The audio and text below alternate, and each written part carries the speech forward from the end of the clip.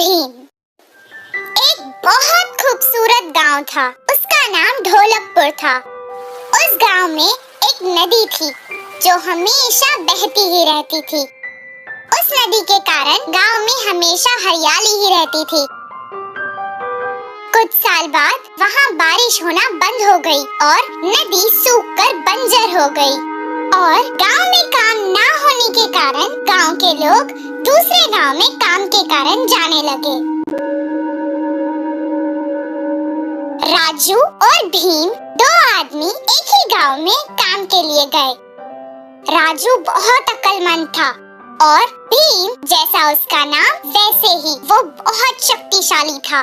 वो आराम से कितना भी भार हो उठा सकता था। उस गांव में एक बहुत बड़ा लकड़ियों का व्यापारी रहा करता था। वो दोनों उसके पास काम मांगने गए। तब वो व्यापारी उनसे कहने लगा, जंगल जाकर लकड़ी काटनी पड़ेगी, क्या तुम दोनों से ये हो पाएगा? हाँ हो जाएगा। ये तो कोई मुश्किल का काम नहीं। तब व्यापारी ने जवाब दिया, तुम दोनों जितने पेड़ एक दिन में काट कर लाओगे उस हिसाब से ही तुम्हें पैसे मिलेंगे। वो दोनों कुल्हाड़ी लेकर जंगल गए। पहले दिन होने के कारण वो दोनों बहुत उत्साहित थे और जोर जोर से पेड़ काटने लगे। भीम ज्यादा ताकतवर होने के कारण बहुत जल्द ही 10 पेड़ काट चुका था। राजू के लिए ये मुश्किल काम था, पर उसने भी कर दिखाया और 10 पेड़ काट डाले। दोनों का ये काम देखकर व्यापारी ने उन्हें शाबाशी दी और अच्छा खाना दिया।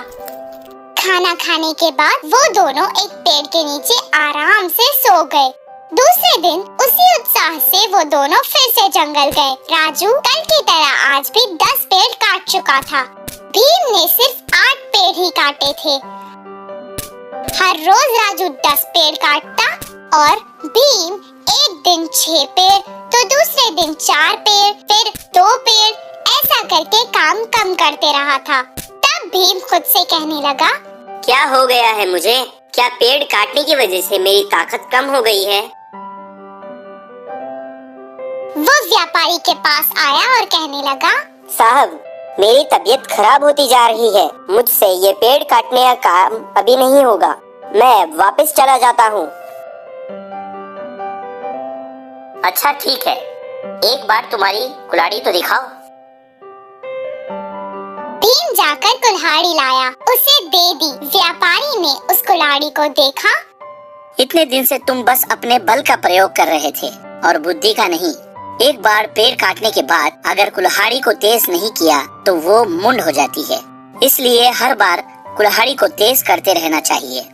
राम ने अपनी बुद्धि का इस्तेमाल किया और इसलिए वो इतनी कम मेहनत करके भी ज्यादा कमा रहा है। तुम इतनी छोटी बात नहीं समझ पाए। देखो भीम, हमें बल के साथ साथ अपनी बुद्धि का भी इस्तेमाल करना चाहिए। भीम को अपनी गलती समझ आ गई और वो अगले दिन अपनी कुल्हाड़ी को तेज करके अपने साथ जंगल ले गया। जैसे पहले दिन उत्साह से उसने पेड़ काटे, उतने ही उत्साह से उस दिन भी काम करने लगा। बुद्धिमान राम की तरह उसने भी बुद्धि का इस्तेमाल किया और इसीलिए उसे बहुत ज्यादा फायदा हुआ।